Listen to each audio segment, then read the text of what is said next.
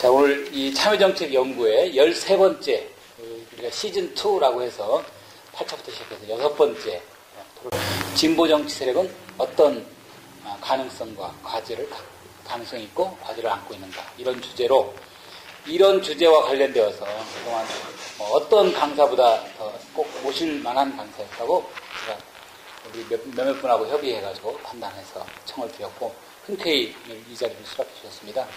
후마니타스, 출판사예요. 후마니타스 대표를 맡고 계신 우리 박상훈 대표님을 소개하면서 곧바로 오늘 토론회를 시작하도록 하겠습니다. 박수와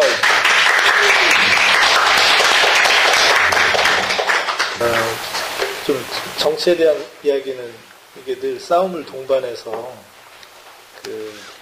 싸움을 피하게 말하려고 노력도 할 수 있겠지만, 그러면 또 정치 갖고 있는 매력이 더 떨어지고, 그래서 제가 생각하는 걸 드릴 텐데, 그게 혹여나 좀 여기 계신 분들이 갖고 계신 판단하고 조금 다를 수도 있는데, 제가 볼 때 그거는 좋은 일이라고 생각합니다. 그래서 혹시 다르더라도 갖고 계셨던 생각을 조금 더 단단하게 하는데 좀 비교의 어떤 준거가 되는 그런 걸로 좀 생각해 주시면은 조금 생각이 어떤 조금 각도나 이런 게 좀 다르다 하더라도 그것 때문에 좀 불편한 거는 좀 덜하지 않을까, 이런 생각으로 일단 시작을 좀 하겠습니다.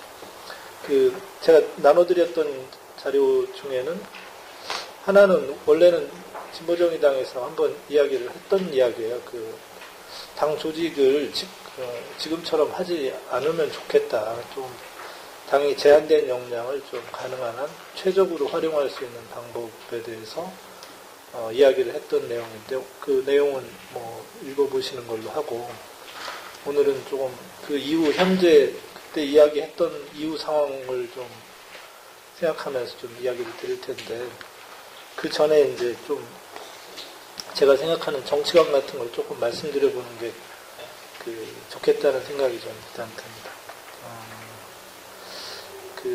제가 생각할 때는 누구나 다 개인적으로는 착하게 살려고 노력해야 되고, 아이들에게도 선한 삶을 살도록 이렇게 가르쳐야 되고, 또 가능한 한 다른 사람의 좀 불행이나 좀 결핍한 조건에 대해서 좀 관심을 가지고 관여해 보는 것이 인생을 더 풍부하게 사는 방법이라는 것도 얘기해 줘야 되고 하지만, 그러나 사회나 정치를 그런 기준으로 다루고 조직하게 되면 괴롭지만, 인간은 다 착한 존재가 아니기 때문에 그렇게 되면 악한 사람이 전 이기게 된다고 생각합니다.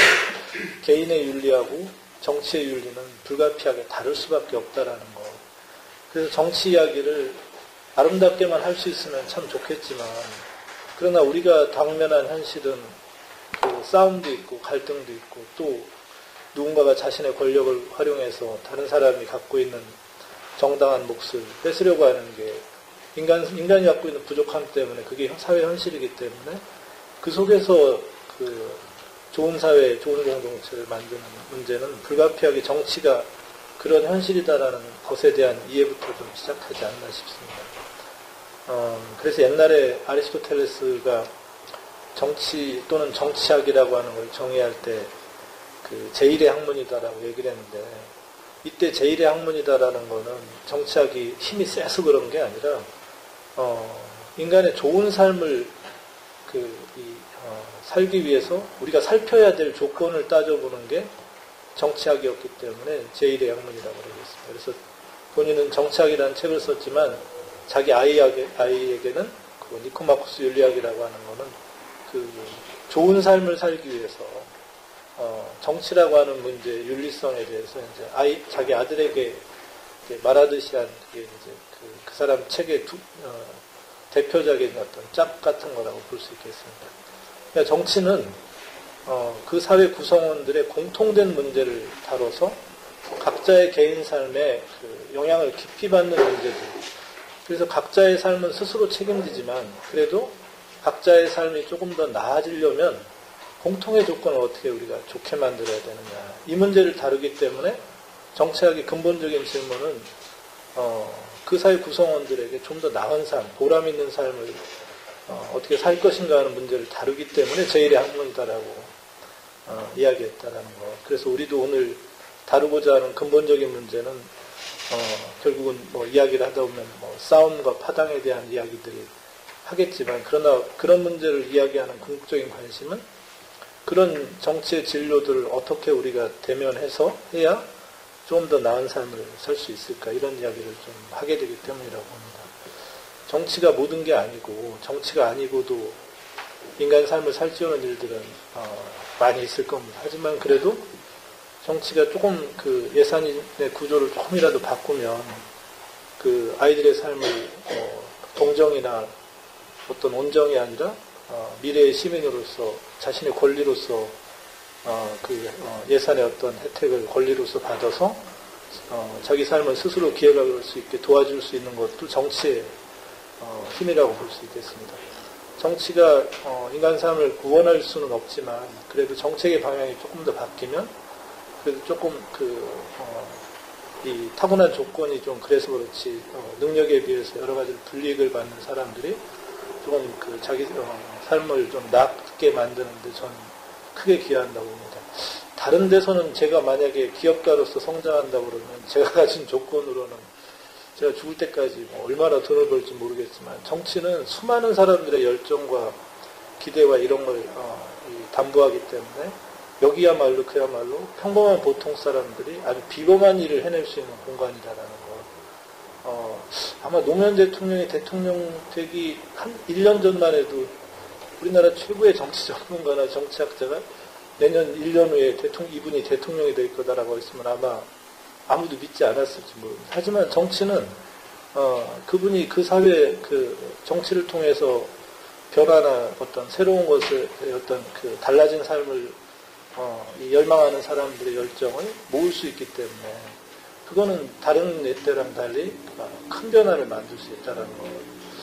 우리가 오바마 대통령 같은 경우를 보면 그분이 대통령이 됐다고 해서 미국의 인종차별이 하루아침에 사라진다고 생각하면 이건 우리가 순진한 생각이지만, 그러나 그분이 대통령이 됨으로써 과거처럼은 흑인 차별을 좀 못할 거라고 봅니다. 그렇게 되면 아마 폭동이 일어나고, 정치는 일상적으로 늘 진보하고 나날이 새로운 걸 가져다 주기는 쉬운 일이 아니지만 어떤 그 큰 전환의 포인트는 저는 가져다 줄 수 있지 않을까. 어떻게 보면 인생을 살면서 정치를 통해서 그런 열정을 경험을 한 서너 번만 해도 그럼 인생을 돌아볼 때 그래도 좀 가치 있고 좀 가슴 뛰는 경험이라고 생각합니다. 늘 정치라고 하는 게 기대만큼 안 되기 때문에 정치의 본질은 늘 불만의 대상이긴 하지만 그래도 그 가운데 큰 변화가 가능한 것. 제가 오바마 대통령 2008년도 취임식을 이렇게 텔레비에서 지켜오면서 이 국회의사당 앞에 이제 흑인들이 몰려오는데 취임식을 보기 위해서 TV를 보는데도 진짜 평범한 흑인들의 얼굴에 빛이 나는 걸 볼 수 있었어요. 아마 그분들은 그 현장에 있든 또는 텔레비에서 그 장면을 지켜보는 사람은 아마 죽을 때까지 그 환희를 좀 잊지 못할 거라고 생각합니다. 그 가운데 제시 잭슨이라고 하는 킹 목사의 제자면서 흑인 인종차별에 대해서 어떻게 보면은 좀 평생을 걸고 이렇게 개선하기 위해서 싸웠던 사람이라고 볼 수 있는데 취임식이 시작도 하기 전부터 계속 울고 있더라고요. 그걸 카메라가 이렇게 잡아주는데 정말 두 사람은 다른 길이지 않습니까? 한 사람은 운동가의 길이고 한 사람은 정치가의 길인데 제시 잭슨 또는 돌아가신 킹 목사의 어떤 살아있는 현존이라고 볼 수 있는 그 사람의 그 운동가로서의 삶을 빛나게 한 것도 그 정치의 한 멋진 장면이지 않았을까. 그래서 저는 TV에서 그걸 보면서 굉장히 감동을 받았어요. 정치가 정말 싸움 속에 또는 뭐 파당 속에 또는 음모와 질투와 이런 것 속에 있지만 그래도 그게 가장 인간적인 요소들인데 그것들 속에서 그래도 뭔가 일궈냈을 때 그 영향이라고 하는 건 참 아름다울 수 있겠다 이런 생각을 해본 적이 있습니다. 그냥 정치가 옛날의 정치처럼 좋은 어떤 사람이 정치를 하는 것만으로 끝나는 게 아니고 현대 정치는 과거 옛날의 민주주의랑은 좀 모양새가 많이 다릅니다. 옛날 민주주의와 현대 민주주의는 아주 종류가 다른 민주주의라고 볼 수 있는데 옛날 민주주의는 오늘의 시민이 내일은 통치자가 되고 오늘의 통치자가 내일은 또 일반 시민이 돼서 또 피치자가 되는 순환하는 구조였습니다. 옛날 민주주의는 굉장히 단순했고 그래서 사람들이 생각할 때는 직접 민주주의도 하고 추첨을 하면은 이제 현대에도 그런 좀 걸 이상화해서 그렇게 되면 좋지 않을까 생각을 하는데 옛날 민주주의하고 현대 민주주의는 많이 다릅니다. 옛날 민주주의는 관료제가 없었습니다. 옛날 민주주의는 그리스 아테네 민주주의 때를 보더라도 관료제를 담당했던 건 역시 선출직이고 그건 10명이서 했습니다. 10명이 주로 하는 기능은 축제 때 돈 나눠주는 게 주 기능이고 행정이라고 하는 것이 사실 필요가 없을 만큼 단순했던 체제라고 볼 수 있겠습니다. 그러니까 현대나 그런데 현대는 보면 이 관료제의 힘이라는 건 상상을 넘어섭니다. 어느 나라든 가장 강력한 조직은 국가지 다른 조직이 아니고 그 국가가 가지고 있는 규모나 영향력을 생각하면 사실 놀라울 정도라고 전 국민이 다 대항해도 사실 그 군대를 당할 수가 없을 만큼 또 전 국민이 다 법률 공부를 해도 그 법률 관료들을 다 당할 수 없을 만큼 전 국민이 다 경제학을 공부해도 재정이나 경제 담당 관리를 감당할 수 없을 만큼 국가는 큽니다. 이 국가라는 말은 우리는 이게 집가자를 써가지고 옛날부터 있는 것처럼 생각하지만 국가라는 말은 16세기 말에 만들어진 말입니다. 그 전에 국가는 국가가 아니고 그냥 지배자입니다. 또는 지배 집단이고 그래서 그걸 왕정이라고 부르는 지배자가 한 명이고 소수면은 군주정이 되고 이렇게 되는 건데 그렇기 때문에 당시는 국가라고 그러면 통치자가 국가랑 구분이 되지 않았던 시기입니다. 근데 우리는 지금 어떤 통치자를 뽑아도 그 통치자도 이 국민묘지 가서 국가를 향해 분향도 하고 가슴에 손도 얹고 국가라고 하는 건 이제는 피치자와 통치자 모두로부터 분리된 하나의 조직적인 응축입니다. 그렇기 때문에 우리가 전부 다 국가에 대한 맹세를 할 때 그게 지금 통치자인 박근혜 대통령을 상상하는 게 아닌 어떤 걸 상상하듯이 그거는 아주 최근의 현상입니다. 그 국가라고 하는 관념 밑에 거대한 행정 권력이 포진해 있는 건 옛날의 민주주의에서는 상상할 수 없었던 일이라는 거. 또 옛날 민주주의랑 다른 거는 계급 문제가 없습니다. 옛날의 민주주의는 시민이라고 하는 범위 안에는 계급 문제가 적어도 없습니다. 시민과 비시민은 있습니다. 시민과 비시민은 우리가 지금은 노동자라고 부르는 생산을 담당했던 노동자가 있고 재생산을 담당했던 여성이 있고 그 다음에 이게 아테네 민주주의는 매년 전쟁을 했기 때문에 외국인 출신은 그 나라에 와서 얼마나 많이 기여를 했다 하더라도 시민권을 주지 않았습니다. 그러니까 시민과 비시민 사이의 계급 갈등은 있어도 시민 안에서는 매우 동질적인 사회였다는 거예요. 다른 말로 하면 적어도 민주주의를 운영하는데 경제 권력의 문제 때문에 고통받는 바는 옛날 민주주의는 없었다는 겁니다. 그러나 현대 민주주의는 지금 국가랑 견줄 수 있는 거대한 법인 기업이 있습니다. 현대 민주주의에서 전 세계 100대 대규모 조직을 뽑으라면 50개는 국가고 50개는 대기업입니다. 이 대기업이 민주주의에 대해서 가지고 있는 불평등한 효과는 어마어마합니다. 이게 옛날 민주주의와 현대 민주주의의 거대한 차이입니다. 그런데 이 통치라고 하는 영역을 들여다보더라도 옛날에는 아까 말씀드린 대로 어제의 피치자가 내일에는 통치자가 되는 걸 순환하는 구조고 이거는 추첨을 해서도 가능한 일이지만 현대는 그 규모가 옛날처럼 그렇게 단순할 수가 없기 때문에 현대는 거기를 담당하는 게 정당이 되게 되는 겁니다. 이 정당이 중심이 돼서 이게 시민 권력의 요체가 돼서 행정 권력과 경제 권력의 불평등한 효과를 줄여주는 게 현대민주주의 요체입니다. 그렇기 때문에 현대민주주의에는 이 정당들이 이 경제 권력과 행정 권력을 대면하는 그 방법에서 질이 좋아야 민주주의가 좋아지게 됩니다. 우리가 어느 나라든 민주주의의 질을 말할 때 민주주의 자체가 이렇게 자족적인 게 아니기 때문에 그 민주주의라고 하는 것이 경제 구조가 어떤 애에 따라서 많이 다르고 그 민주주의라고 하는 것이 행정 권력을 어떻게 그 나라가 통제하느냐에 따라 민주주의의 질이 너무나 나라마다 다릅니다.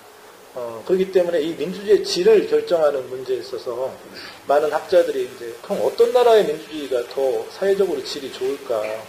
이런 이야기를 많이 하는데 민주주의가 우리가 바라는 가치는 우리가 어느 나라 민주헌법에도 다 있듯이 조금 더 평등하고 조금 더 자유롭고 조금 더 평화롭고 건강하게 어느 나라 헌법에든 생명, 자유, 평등, 행복 주권이 있듯이 좀 더 평화롭고 좀 더 건강하고 조금 더 자유롭고 평등하게 살아야 되는데 이 가치를 그래도 조금 잘 만족시키는 건 그래도 정당들이 사회의 어떤 여러 가지 생각의 폭 속에 그래도 넓게 대표하는 것이 좋다는 겁니다. 그래서 양당제보다는 그래도 온건한 다당제가 민주의 질이 높고 그런 나라들이 여성들의 장관 비율도 높고 투표율도 높고 빈곤율도 좀 낮고 또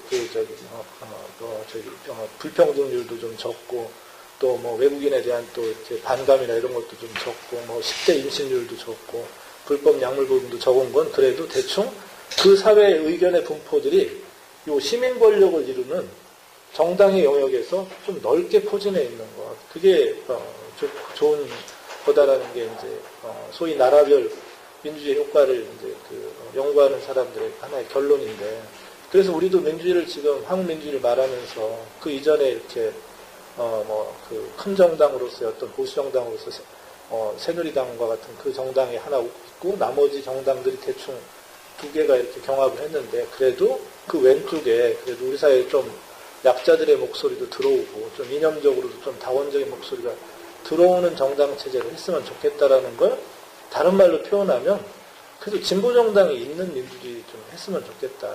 큰 정당 두 개가 있지만 그래도 그 왼쪽에 조금 작더라도 우리나라 정당 구조에서 좀 물리적으로 독립된 목소리를 조그맣게라도 가지면 좀 좋겠다 이런 얘기를 하게 되는 겁니다. 그러니까 현대 민주주의 구조의 특징으로 볼 때 한국 민주주의의 가장 큰 과제는 그래도 정당 체제의 구조가 조금 진보적인 정당도 하나 있어서 그것의 물리적인 효과가 그 사회 약자들에게도 조금 그들의 이익이 좀 보살핌을 받는 구조 그거를 우리가 이제 말하고 그렇기 때문에 진보정당을 말하는 거는 단순히 그냥 진보정당을 하고 또 지지하는 사람들에 해당하는 문제가 아니라 한국민주의 미래나 한국민주의 사회적 질을 어느 정도 영향을 미치는 중요한 문제라고 생각합니다. 제가 브라질이라고 하는 나라를 정치적으로 참 부러워하는 이유 중에 하나는 그래도 그 나라가 그전에는 참 정치가 여러 가지로 문제가 많았습니다. 그런데 그래도 거기서 좀 초등학교 졸업장도 없는 한 노동자가 정당도 만들고 대통령도 되고 그것도 대통령이 끝날 때쯤 되니까 지지율이 80%인데 브라질이라는 나라는 잘 아시다시피 정당이 20개가 넘고 이게 이 일당이라고 해봐야 20%밖에 안 되기 때문에 거기서 80% 지지를 받는 건 사실 만장일치입니다. 그래서 가난한 노동자도 훌륭한 통치자가 될 수 있다는 걸 보여준 거는 저는 민주주의 역사에서 좀 기록할 만한 일이라고 생각합니다. 제 기억에는 어떤 통치자도 퇴임 때 그렇게 지지를 받은 사람이 없습니다. 프랑스가 대표적으로 5공화국이라고 하는 체제를 통해 그 이전에 3, 4공화국이라는 게 매번 정권이 3달마다 한 번씩 평균 바뀌어가지고 혼란의 극치였는데 5공화국에 드골이라는 사람이 등장하면서 그걸 정리해서 드골이 참 프랑스 사람들에게는 일종의 하나의 영웅처럼 하는데 그 양반도 퇴임 때는 제가 기억하기로는 50% 중반대가 지지율이었습니다. 그러니까 민주주의라고 하는 것은 그렇게 좀 그 이전에 어떤 주류라고 부를 수 있는 범위 밖에서가 정치 안에 목소리가 투입될 때 그게 참 매력이고 그게 또 사회를 좀 다이나믹하게 하고 또 그 전에 대표되지 못했던 목소리가 그래서 정치를 좀 활력을 갖게 한다는 것. 그게 바람직하기 때문에 그런 공공재 또는 그런 공익적 효과를 누리기 위해서 우리가 좀 힘들지만 작은 정당 또는 진보 정당을 하는 사람들에 대해서 좀 경의도 표하고 또 그들이 제발 잘 돼서 그것의 어떤 사회적인 효과가 본인들에게도 해당되지만 또는 다른 사람에게도 좀 이 영향을 미쳤으면 하는 그런 바람을 이제 갖는 게 아닐까 이런 생각을 이제 갖습니다. 하지만 그다음 우리가 이제 보았듯이 진보정당의 실험은 지금에 와서 보면은 이게 참 정말 앞으로도 이게 계속될 수 있을까를 우려할 만큼 어려운 사정에 있지 않나. 그래서 이런 상황 인식을 좀 갖고 최근의 정세 변화와 관련돼서 좀 이야기를 해볼까 합니다. 이제부터는 제가 나눠드린 유인물 두 장짜리를 이제 이야기할까. 뭐 요지는 뭐 이런 겁니다. 몇 달 전에 진보정의당이 그 새롭게 지도부가 출범해서 이제 좀 잘해봐야 되겠다라고 했을 때보다도 지금 상황은 조금 더 나빠지고 있다. 그렇기 때문에 지금 상황에서 뭔가 우리가 상황을 좀 바꿀 만한 어떤 집약적 어떤 노력 또는 집약적 어떤 그 문제의식을 좀 모아야 될 때가 아닌가. 그리고 이게 자칫 요 시기를 지나면 이게 또 더 힘들어질 수도 있다라는 것. 그래서 어떻게 해결하는지는 결국 정치가들이 해줘야 될 일이고지만 그래도 이 정치의 실제 그 지도적인 어떤 선에 밖에 있는 사람들도 이런 절박한 문제의식을 갖고 있다 그러면 그게 좀 지도부라고 하는 게 우리도 지금 보면 지도 집단이지 않습니까? 여러 파당 정파로 나눠져 있고 그들에게 조금 좀 건강한 좀 자극을 좀 될 수 있는 방향으로 좀 얘기를 해볼까 이런 생각을 좀 합니다. 일단 한국 정치의 미래 관련해서 제가 볼 때는 최근의 정세에서 몇 가지 중요한 건 좀 따져볼 필요가 있겠습니다.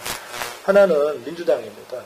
많은 사람들이 민주당을 이렇게 쉽게 조롱하고 이러는데 분명히 그런 점이 있습니다. 민주당이 하나의 조직으로서의 정당으로서는 여러 가지 실패하고 있는 점을 우리가 지금 보고 있는 거예요. 근데 제가 굉장히 중요하게 생각하는 지점은 뭐냐면 이 정당이 그렇게 해서 정당이 이탈적인 분위기가 되는 게 아니라 조직적인 응집체로서는 약해졌는데 희한하게도 하나의 장 같은 경우로서는 영향력이 좀 커지고 있는 느낌을 지금 받습니다. 이게 무슨 얘기냐면 이게 정당이 위기에 빠지면 정당의 일부가 이렇게 뛰어져 나와서 새로운 정당으로 에너지가 옮겨지면 이게 모르겠는데 이게 하나의 무슨 리더십이나 저기 체계는 약해지는데 조직력은 약해지는데 이상하게 무슨 장터처럼 사람들이 그 주변을 떠나지 않고 거기서 계속 있으면서 지지율은 사람들이 뭐 하는 거냐 해서 여론조사로는 낮아지고 있지만 에너지는 흩어지지 않는 걸 우리가 좀 주목해 볼 필요가 있습니다. 그러니까 우리가 뭐 할 때 민주당 저거 뭐 오래 가겠어 이렇게 하는데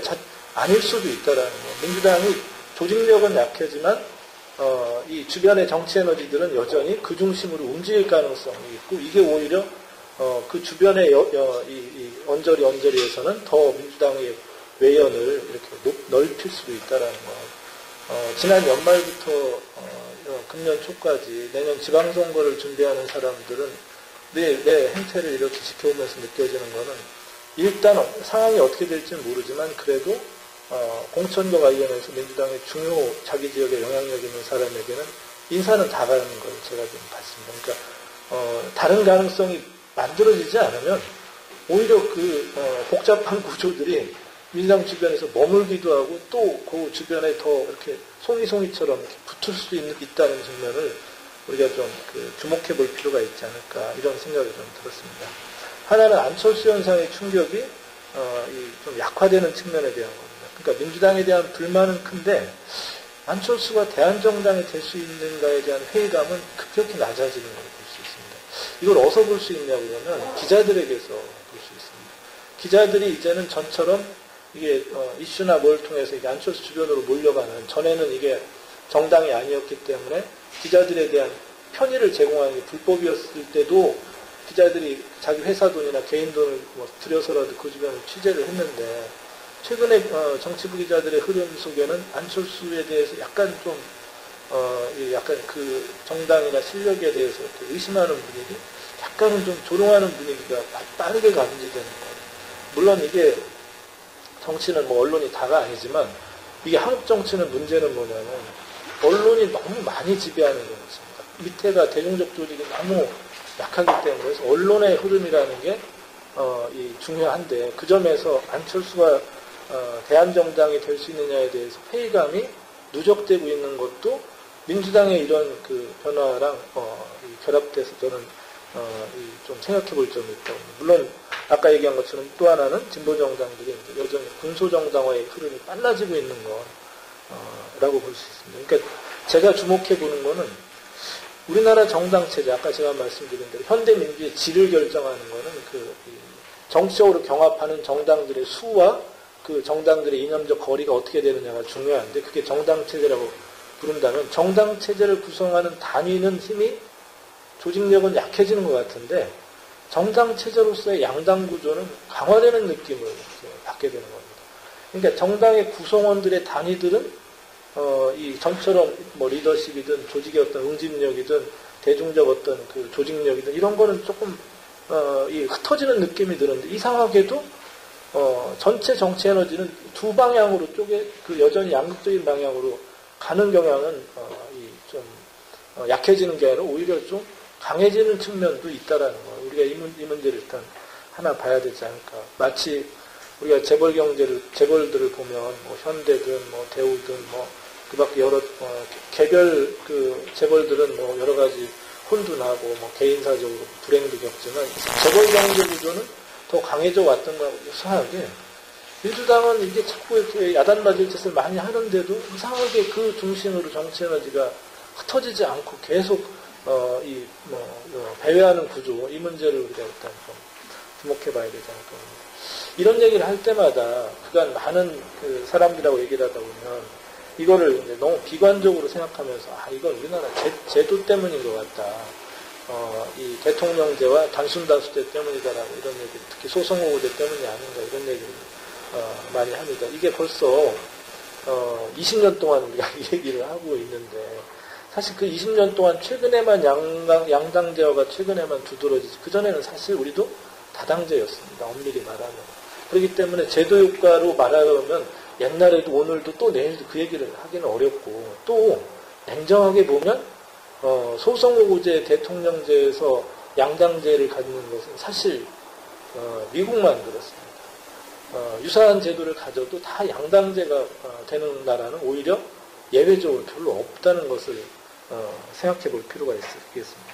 그러니까 오히려 대통령제냐 소선거구제로 오냐 여러 문제를 환원해서 보기보다는 또 그걸 문제로 환원하게 되면 뭐 무슨 개헌을 하든지 선거제도 안 바뀌면 뭐 아무것도 안 된다든지 이렇게 생각하게 만들면서 어떻게 보면 우리가 정치적인 실천을 하는 데 있어서 조금 이렇게 약간 좀 소극적이 되거나 방관자적이 되겠는데 그렇게 접근하지 않았으면 좋겠다.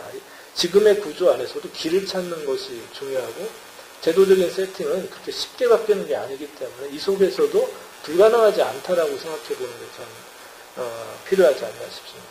그간 우리도 대통령제와 소선거구제라는 제도 효과가 없는 건 아니었지만 제가 볼 때는 그 제도 때문이 아니라 그 제도 안에서 정당들, 특히 진보정당의 대응이 오히려 스스로 양당제를 이렇게 좀 더 강화시키는 측면도 우리가 좀 되짚어 볼 필요가 있겠다. 이런 생각을 좀 들게 됩니다.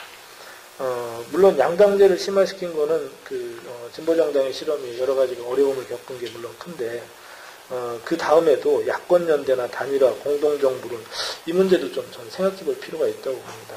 이게 이 후보 조정이 선거 사전에 되게 되는 구조는 양당제를 참 피하기 어렵습니다. 우리가 어느 나라든지 간에 다수당을 만들어야 정부가 되기 때문에 그 정당 간 이렇게 힘을 이렇게 조정하는 그걸 하지만 되게 유럽에 우리가 보는 다당제 국가들은 선거 끝나고 이걸 조정합니다. 근데 우리는 지금 사전에 이거를 주로 하게 되어 있는데 이게 꼭 필요는 아니지만 어떻게 하다 보니까 당선권에 들어가려다 보니까 야권연대를 안 할 수 없게 되면서 생긴 문제들이 많이 있다고 생각합니다. 이게 제1야당에게는 아주 큰 프리미엄을 가져다 줍니다.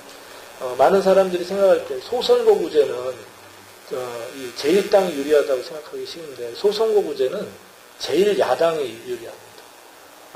중대선거구제에서는 제1당이 유리하지만 소선거구제에서는 3당 이하를 희생시키고 2당에게 그 힘이 몰아지기 때문에 우리나라 민주당이 실력에 비해서 늘 이렇게 많이 혜택을 보게 된 거는 그게 소선거구제이기 때문에 생긴 현상이 큽니다. 그래서 이게 혹시 민주당의 프리미엄을 너무 쉽게 준 측면도 우리가 좀 생각해 볼 필요가 있겠다. 그러다 보니까 사람들이 이제 민주당을 사실상 지금에 와서는 이제 진보로 인정하게 되고 민주당이 좀 더 진보가 되는 것을 현실적으로 더 생각하게 되면서 점점점 독자적인 진보정당 또는 제3당으로서의 진보정당에 대해서 그렇게 절박하게 생각하지 않는 것을 하게 만든 그런 측면도 있다고 생각합니다.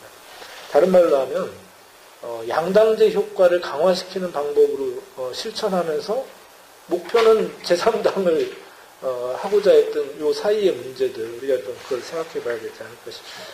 물론 이게 전략적 유연성의 수단일 수 있습니다. 어차피 이 선거구에서는 이기려면 민주당의 도움을 안 받을 수가 없고 다른 정당들 야권의 힘을 다 합쳐야 그 의석 하나라도 지역에서 늘릴 수 있고 이렇게 하는 건 좋은데 이게 공식적인 뭐가 될 때 생기는 문제를 말씀드리는 겁니다. 보통은 정치라고 하는 것은 이게 보이지 않는 데서 이루어지는 측면이 큰데 이게 리더십의 전략적인 유연성으로 됐으면 좋을 텐데 이게 당 전체가 이 야권 연대와 이게 너무 당연시되다 보면 시간이 지나면 지날수록 민주당을 좋게 만드는 쪽으로 에너지가 갈 수밖에 없는 점이 있다라는 거. 그거를 우리가 조금 한번 좀 생각해 봐야 되고 향후에도 진보정당이 그래도 독립적인 제3정당이 되려면 적어도 이런 그 의석과 관련된 권력과 관련된 전략의 범위는 저는 대중화되지 않는 것이 좀 좋다고 봅니다. 그 범위는 리더십의 그 전략적 어떤 유연성의 범위 안에 두고 역시 그 제3정당으로서 진보정당의 이 어떤 공공재로서의 어떤 가치를 중요하게 생각하는 지지자들에게는 그래도 거기에 헌신할 수 있도록 해주는 것이 필요하지 않는가 이런 생각을 좀 하게 됩니다. 시간이 지나면서 이제 이런 생각이 듭니다. 정당 연구자들에게는 이제 그 나라에게 몇 개의 정당이 살아남을 수 있는가를 이제 말할 때 보통 사회균열 플러스 1이라고 합니다. 그러니까 균열이 하나면 양당제가 되기 쉽고 균열이 2개면 3당이 되기 쉽고 균열이 3개면 4당이 되고 싶다라는 게 이제 정당 이론가 연구자들의 이제 하나의 무슨 법칙처럼 이렇게 이야기됩니다. 그래서 우리가 보면은 유럽이나 이런 데 보면은 큰 균열이 일단 종교 균열이 정당을 쪼개는데 아주 큰 영향을 미쳤죠. 그래서 우리가 유럽을 보면 대부분 다 기민당이나 이렇게 이름이 붙인 데는 다 종교가 영향을 미쳐서 이제 만들어지게 됐고 또 지역 균열도 있습니다. 그런 나라들은 대표적인 게 벨지움 같은 나라인데 벨지움은 2개의 큰 지역으로 나눠져 있어서 그 지역의 사회당도 뭐 왈룬 사회당이 있고 플레미시 사회당이 있을 정도로 이 지역 균열이 큽니다. 그래서 그 나라는 최근에 아주 흥미로운 현상이 있었는데 이 정당들 간에 합의가 안 돼가지고 정부가 구성이 안 됐습니다. 근데 그 무정부 상태를 2년을 견뎠습니다. 그러니까 이게 그래도 좀 민주를 오래 하다 보면 정부가 없이도 2년 견디는 하여튼 희한한 나라가 있는데 어쨌든 이게 지역 균열이 강한 것도 정당의 숫자를 늘리게 됩니다. 우리가 이제 대충 이런 걸 보고 균열이라고 부르고 균열은 정당의 수를 늘리는 걸 말하게 됩니다.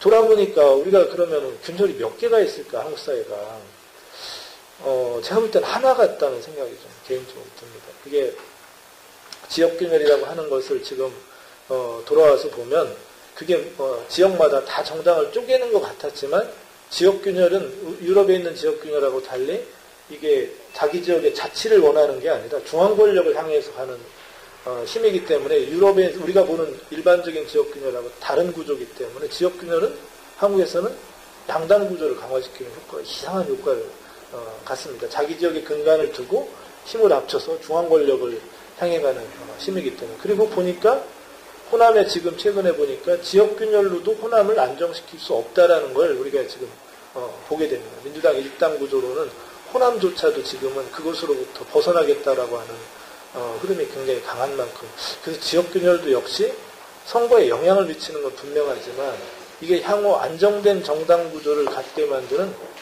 사회균열이라고 볼 수 있을까에 대해서는 좀 생각해 볼 필요가 있다고 생각합니다.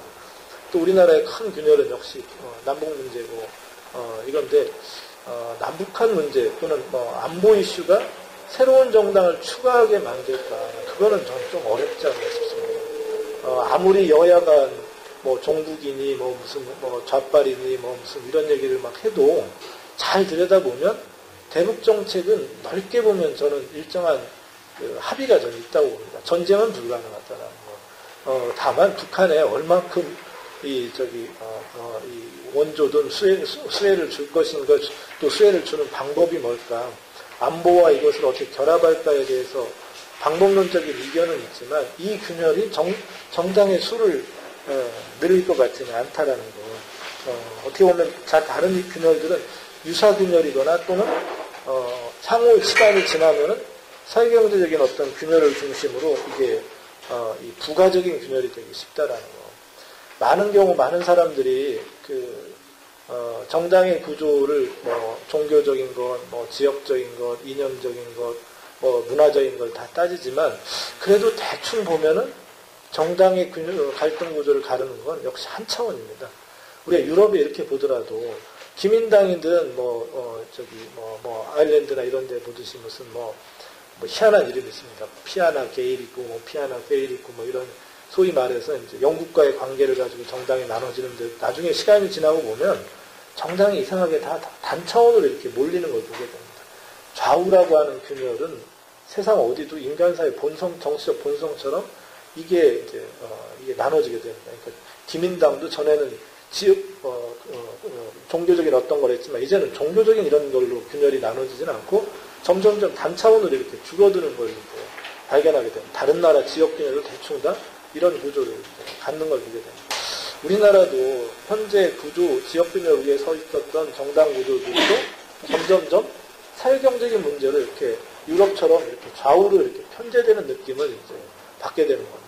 지난 선거, 2010년 선거 이후로 이렇게 보면은 처음에 민주당이 무상 이슈를 가져온 건 아니고 그때는 진보 정당들이 그걸 했는데 시간이 지나고 보니까 민주당이 무상 이슈도 자기 거라고 그러고 가져가고 복지 이슈도 가져가고 이제 우리는 재분배도 하겠다고 가져가고 이런 걸 보게 됩니다. 역시 한국은 매우 동질적인 사회이기 때문에 역시 자본주의적인 경제구조가 만들어내는 균열의 힘이 점점 커질 수밖에 없고 그 점점 커지는 것에 기존의 지역적 갈등 구조나 어떤 남북한을 둘러싼 이념적 갈등 구조도 제가 볼 때는 영향을 받을 가능성이 이제 많다는 겁니다. 이게 제가 지금 계속 말씀드리는 거는 진보 정당에게 시간이 그리 길지 않다라는 걸 지금 말씀드립니다. 이 문이 닫히기 전에 제3정당으로서의 그게 돼야 된다는 것. 그리고 제가 이제 뒤에 말씀드리겠지만 아무리 균열이 뭐 하더라도 그게 정치를 결정하지 않는다. 결국은 이 정치에서 각 세력들이 어떻게 스스로의 힘을 조직하느냐가 사실 결정합니다. 예를 들어서 제가 볼 때는 우리나라에서 만약에 우리가 이 구조가 필연적이라면 저는 진보 정당들도 그냥 군소 제3정당에 만족할 일이 아니라 저는 가급적이면은 영국의 옛날 모델을 가기를 좀 바랍니다. 영국의 옛날 모델이라는 건 이게 쉽게 생각하면 자유당과 진보가 이렇게 합쳐서 하고 이게 한 번은 이렇게 연합공천이나 공천을 통해서 하지만 여기서 이게 소위 말하는 노동파가 나온 거거든요. 이 노동파가 나온 게 노동당이고 나오면서 그 기존의 자유당의 힘을 대체해버린 게 영국 모델입니다. 그러니까 우리나라 이런 구조라면 당장은 여기서 진보정당의 그게 1당이 2당이 되기는 어렵지만 장기적으로는 이 서로 연합전술과 이런 걸 잘 활용하면서 장기적으로는 전 우리나라 진보정당은 민주당의 민주당의 개혁적인 범위까지를 이렇게 아우르는 집권하는 제1야당에 대한 길이 가야 되는데 그러려면 일단 독립된 기지가 있어야 됩니다. 이게 없으면 미국으로 가게 되어 있습니다. 미국식 양당이죠. 그리고 거기에는 미국이라고 하는 민주당에는 진보도 있습니다. 아주 극렬한 진보도 있습니다. 하지만 그거는 정치에 영향을 미치지 않고 민주당에 그냥 한두 사람이 이렇게 되게 됩니다. 우리가 그렇게 가면은 정말 이건 참 비극입니다. 미국의 민주당과 공화당의 양당 구조는 어떤 정치학자는 그렇게 부릅니다. political crime이라고. two-party system as political crime이라고 미국에 있는 진보적인 정치학. 이 양당 구조는 거의 정치적 범죄 같다. 왜냐하면 거기서 포괄하고 빠지는 게 너무 많기 때문에. 그렇게 되면은 양당이 계속 싸우는 것 같지만 실제는 그 사회 내용이라고 하는 건 불평등이 계속 심화되고 하층에 그거는 너무 나빠지고 그러니까 아이들은 여기에 통합되지 못하니까 총기 들고 마약하고 이런 구조를 우리가 이렇게 갈 수는 없지 않을까. 제가 생각할 땐 한국에서 민주당식 구조가 안정되면 이것으로 포괄될 수 없는 지금도 노동 문제라고 하는 게 진짜 노동자들이 원하는 건 지금 일자리 그거 좀 유지하게 해달라고 해고에 대한 걸 어떻게 보면 그 옛날식으로 말하면 그 지금의 경제 구조에 대해서 그냥 완벽하게 인정하겠다는 싸움이 지금 노동자들이 요구인데 이거조차도 잘 수용되지 않는 게 지금 우리인데요.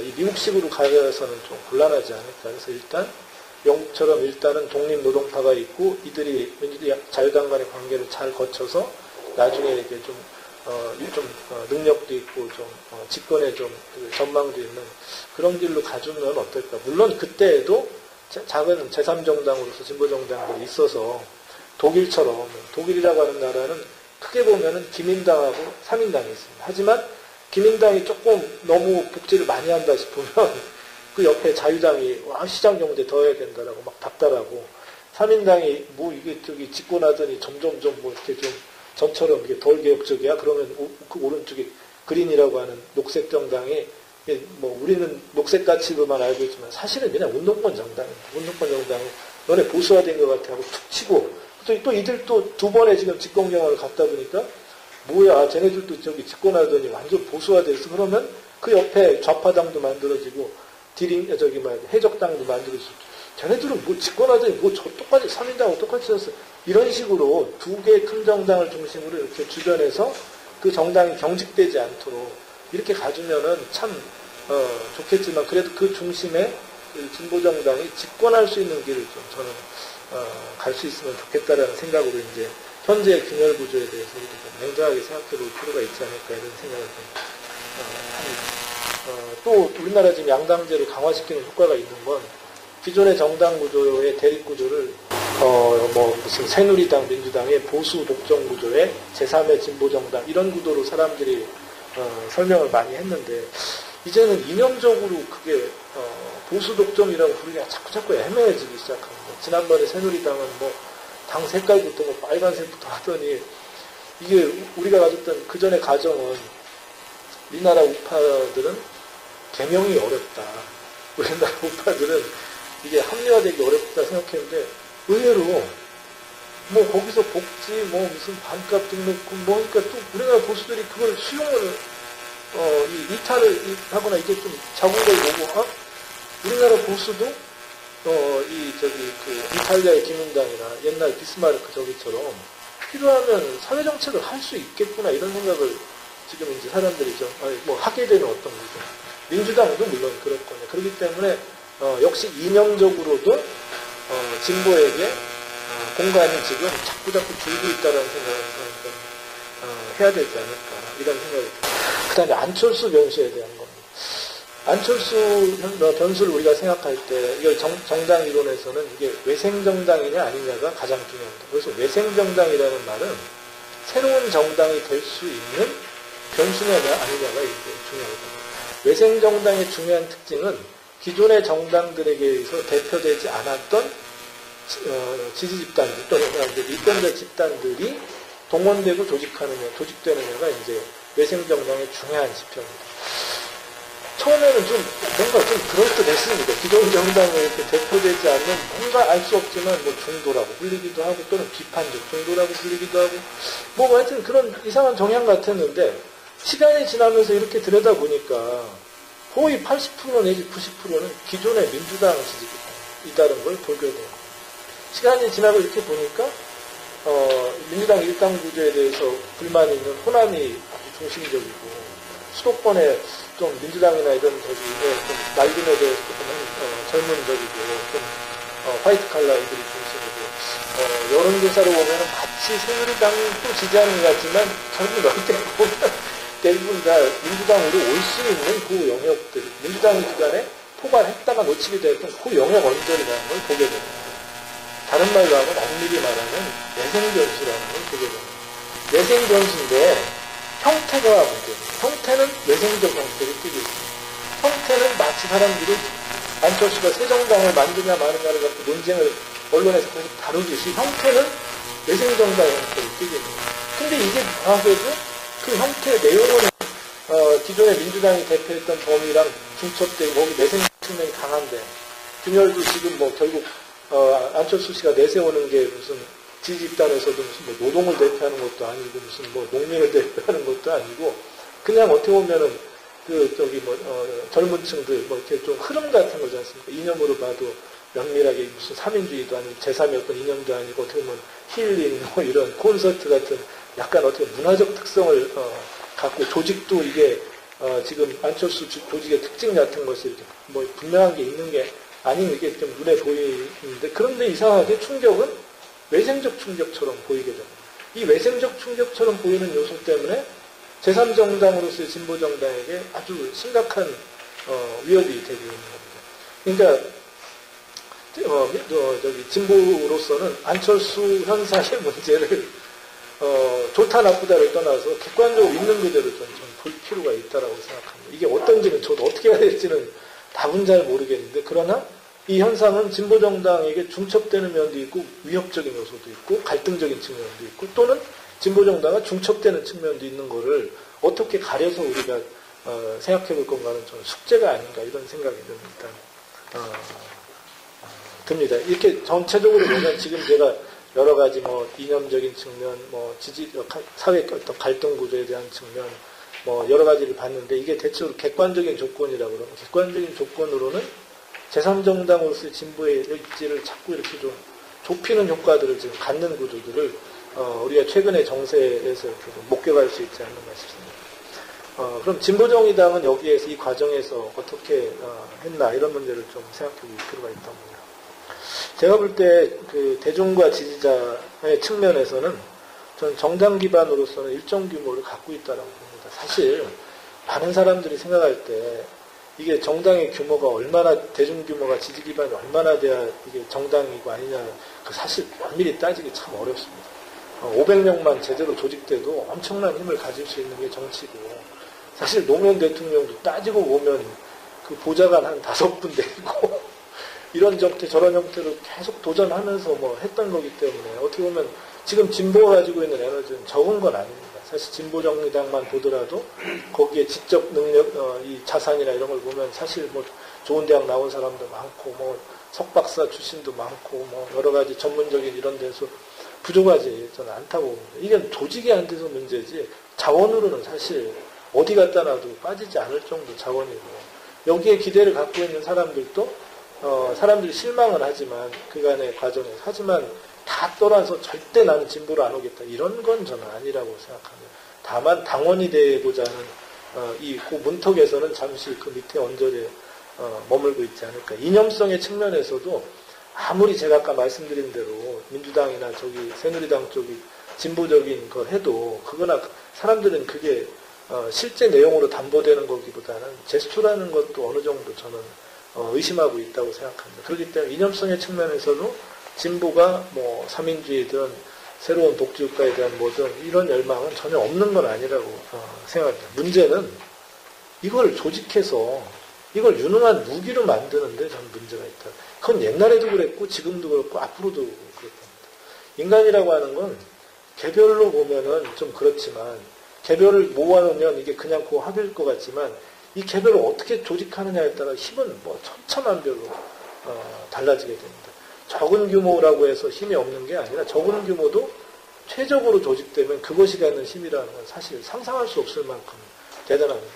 제가 인간 사회에서 인간이 만들어낸 놀라운 업적이라고 생각하는 건 아테네 민주주의, 로마 공화정, 르네상스 공화정 이 세계를 이렇게 보면 거기서 자유로운 시민이라고 하는 숫자가 그 도시국가에 아주 많았던 데가 3만 되는 겁니다. 그 3만이 자유시민이었을 때 이게 우리 역사에서는 자유시민의 역사는 없지 않습니까? 시민이 통치자를 뽑았던 역사는 뭐 조선도 고려도 뭐 삼국시대도 없었으니까 하지만 그 나라에서 그 자유시민이 3만 명 됐을 때 그 충격이라고 하는 건 그들이 만들어 놓은 뭐 과학기술, 뭐 철학, 문학, 무슨 뭐 동물학 이건 사실 어디 외계인들이 와서 가르쳐줬나 할 정도로 그건 어마어마한 인간이라고 하는 거는 진짜 어떻게 그 열정을 조직하느냐에 따라서는 전 그게 갖는 힘은 사실 무한대에 가까울 정도라서 늘 이게 이제 문제다라는 거. 이 문제를 조금 이제 살펴보겠습니다. 지금 이 큰 문제 중에 하나는 결국은 진보정의당을 창당하고 나서 이게 리더십 구축에서 계속 이게 실패하고 있는 거. 이 문제를 우리가 봐야 사람들은 뭐 의원단들 봐라 뭐 이런 얘기하고 뭐 당의 정책 역량 옛날에 비해서 왜들 이렇게 뭐 나오는 게 없어 뭐 이렇게 하는데 이건 거기 잘못인 면도 없는 건 아니겠지만 이 자원들이 진짜 신명나게 일할 수 있는 구조 또는 이게 협력적 행동을 이렇게 가능하게 하고 내가 헌신하면 그 결과가 나에게도 돌아오고 조직 전체에도 돌아갈 수 있다라고 하는 이 그 기대의 어떤 구조 같은 게 잘 안 되는 문제가 역시 핵심이지 않을까 이런 생각이 듭니다. 많은 사람들이 좀 진보적일수록 노동 중심성을 강조하고 또 최근에는 이제 삼인주의를 말하는데 이거 가치를 강조하는 건 좋은데 이게 해법으로 삼으면 좀 곤란하다고 봅니다. 정치는 이게 무슨 세미나하듯이 철학 세미나하듯이 할 수 있는 데가 아니고 누구든 결과를 조직할 수 있고 그러기 위해서는 권력으로 일하는 게 중요합니다. 많은 사람들이 권력 싫어하는데 권력이라고 하는 건 정치의 본질이고 인생을 사는 데에서 가장 아름다운 언어입니다. 우리가 권력이라는 단어는 우리만 나쁘게 쓰는데 권력의 원천은 다 좋은 말입니다. 발전소라는 뜻도 있고 뭔가 가능하게 하는 에너지라는 뜻도 있고 그렇기 때문에 우리가 권력을 갖고 일하지 않으면 그냥 좋은 마음으로 일하면 바자회는 할 수 있어도 정치적인 성취를 이루기는 쉽지 않다라는 거. 이게 너무 많아지면 안 된다. 삼인주의나 이런 건 좀 실용적으로 선택했으면 좋겠습니다. 앞선 나라들이 해놓은 그걸 실용적으로 활용하고 이용하는 것이어야 되는데 갑자기 최근에 또 삼인주의가 너무 발제하듯이 정치를 하는 것도 조금 이제 생각해 봐야 되지 않을까. 중요한 건 당을 작동 가능하게 만드는 문제인데 당원과 지지자 활동가들로 하여금 일정한 목표를 향해서 또 움직이게 하는 거 이게 좀 문제가 아닐까. 근데 진보정의당의 리더십 자원의 구조를 이렇게 아무리 들여다봐도 이게 어떻게 해야 될지 잘 모르겠다는 생각이 듭니다. 결국 좋은 지도부를 못 만들면 안 된다는 얘기인데 지금까지도 보면 전 제가 볼 때 당원이나 지지자들의 잘못은 좀 별로 없다고 보고 계속 지도부의 문제입니다. 전 통합진보당을 깨지는 과정에서도 전 지도부가 잘못을 많이 했다고 봅니다.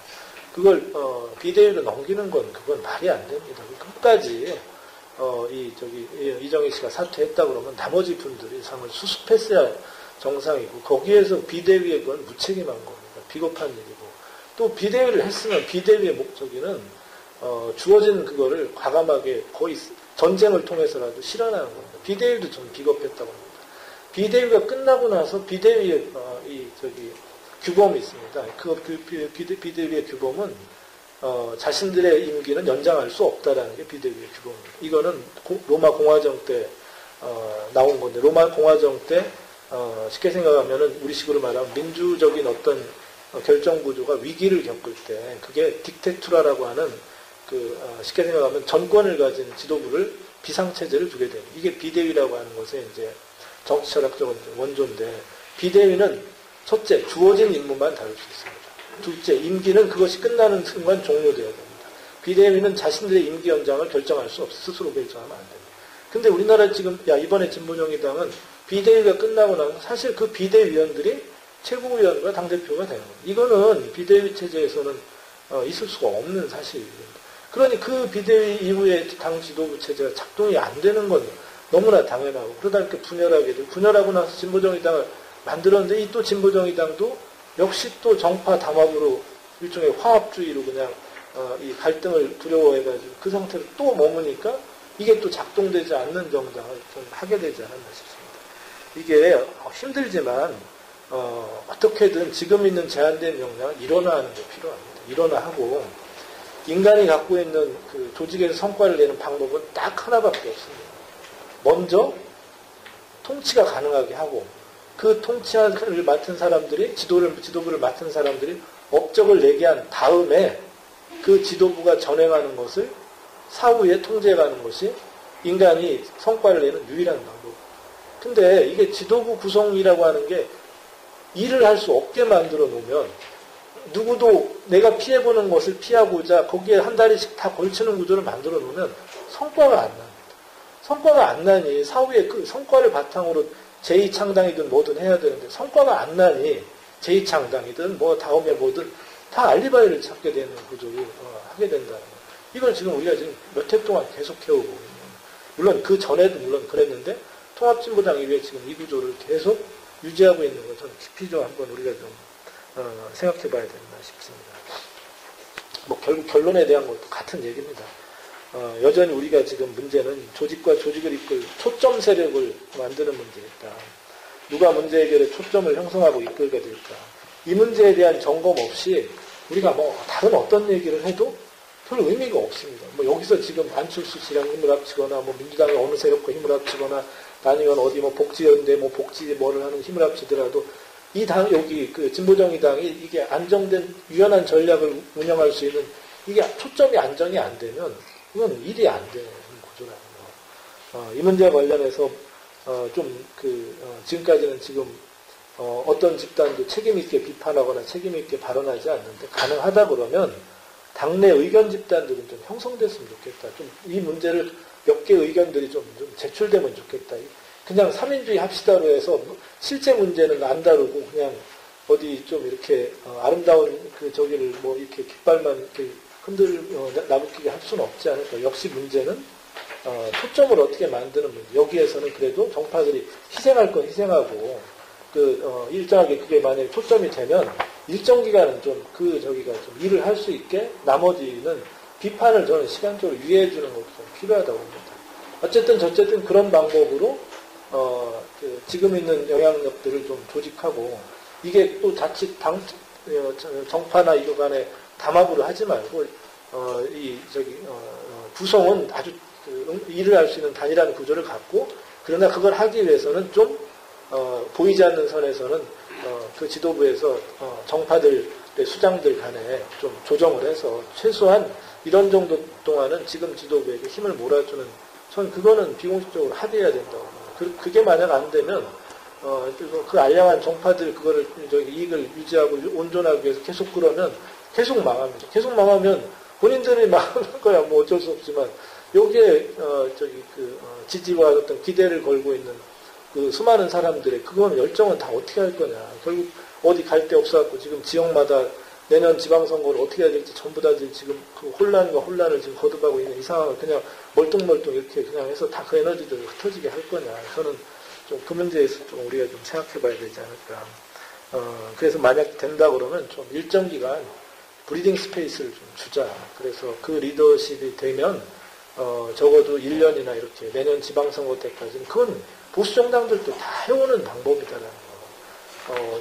그런 게 보수정당이라고 생각하면 곤란한 그 원리는 민주주의의 원리에서 나왔다는 거. 그래서 그 일정 기간 동안은 좀 성과를 조직하는 쪽에 진보정의당 안팎이 갖고 있는 모든 당력들이 좀 집중되고 그러면 저는 엄청 달라질 수도 있다고 생각합니다.